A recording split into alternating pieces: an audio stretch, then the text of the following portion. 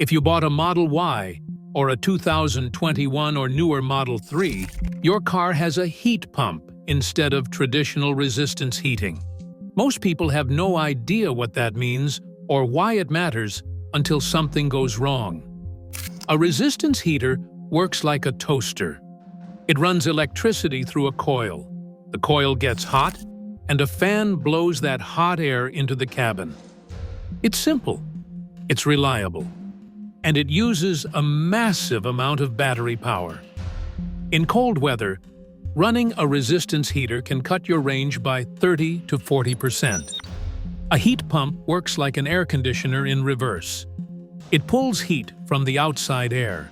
Yes, even when it's freezing outside, there is still heat energy in the air, and it moves that heat into the cabin. It uses about half the energy of a resistance heater, which means you lose less range in winter. That's why Tesla switched to heat pumps. The problem is that heat pumps are complicated. They have a compressor, refrigerant lines, expansion valves, and multiple sensors that all have to work together. And when you ask that system to operate in temperatures it was not really designed for, things start to break. Why they fail early. The single biggest reason I see heat pump failures is people running them in extreme cold.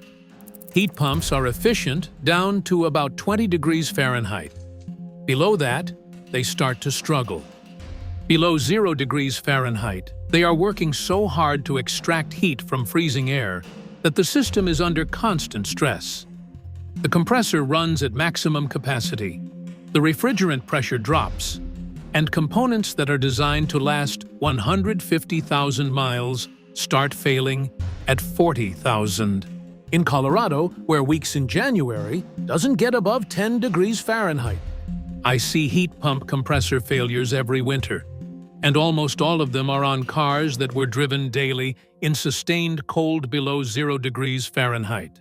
The second issue is moisture in the system. Heat pumps pull moisture out of the air as they operate, the same as an air conditioner.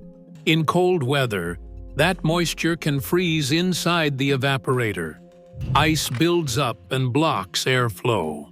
The compressor then has to work harder to compensate. Over time, that extra load kills the compressor. The third problem is refrigerant leaks. The heat pump system uses the same refrigerant lines as the air conditioning system, but it reverses the flow direction depending on whether you are heating or cooling.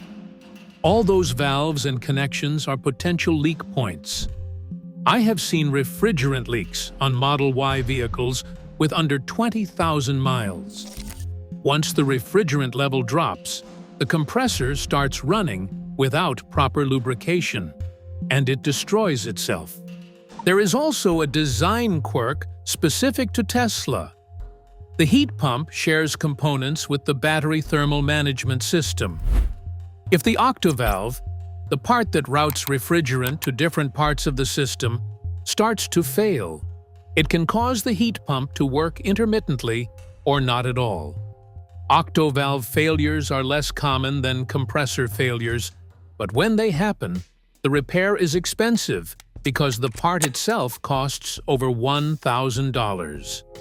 Signs: your heat pump is failing. Here is what to watch for. Weak heat when it's cold outside. If your cabin is taking 15 or 20 minutes to warm up when it used to take 5, your heat pump is struggling.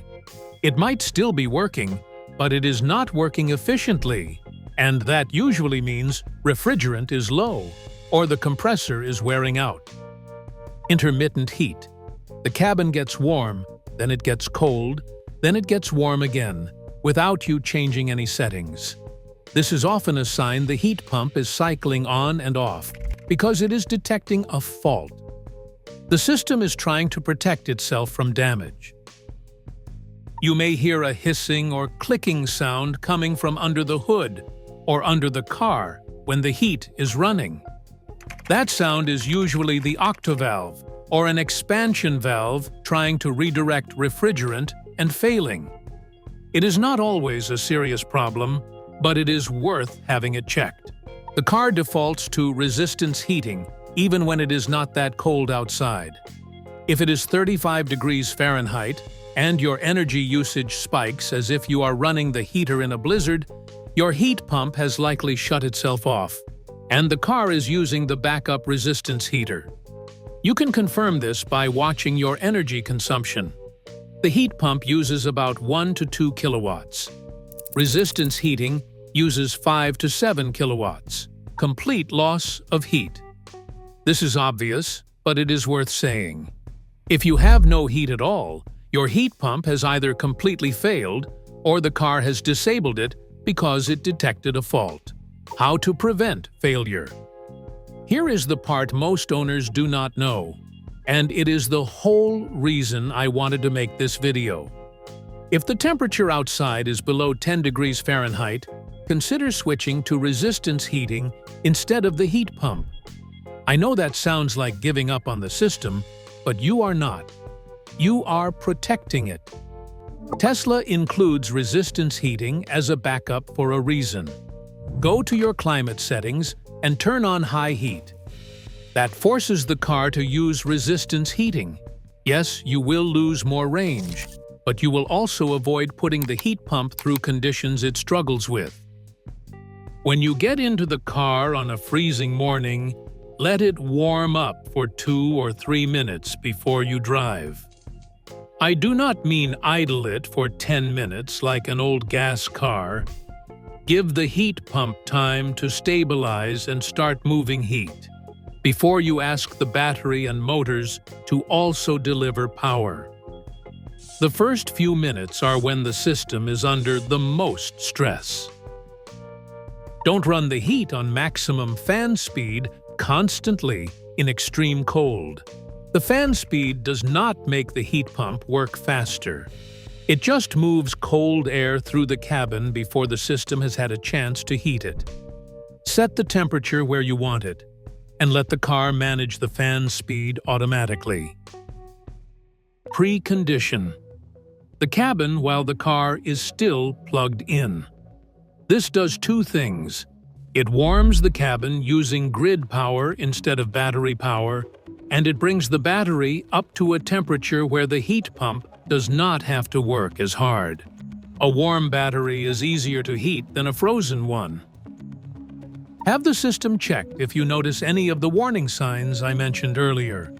A refrigerant leak caught early might cost $300 to fix. A compressor that fails because it ran without refrigerant costs $2,400. Catch problems early. The reality check.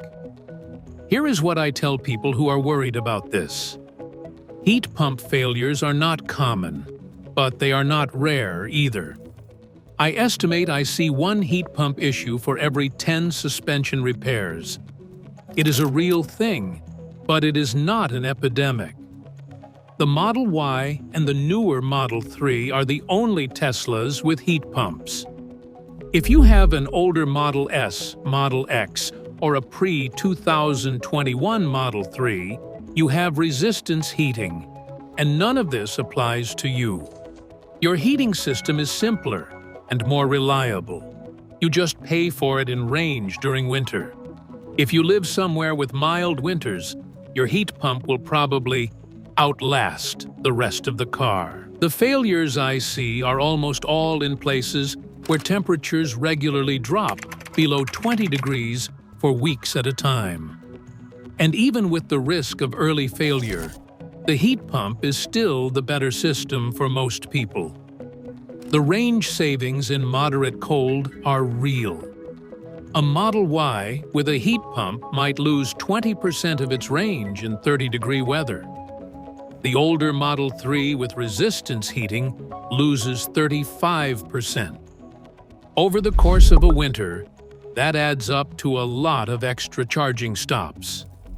You just need to know how to use it properly, and you need to know when to switch to resistance heating instead of forcing the heat pump to do something it is not designed for. If you are driving a Model Y or a newer Model 3, How have your winters been? Have you noticed the heat struggling when it gets really cold? Or has it been fine? Let me know in the comments, because I am curious how widespread this issue actually is outside the cold weather states. If this was helpful, subscribe. We do these from someone who actually works on these cars. No hype, no agenda.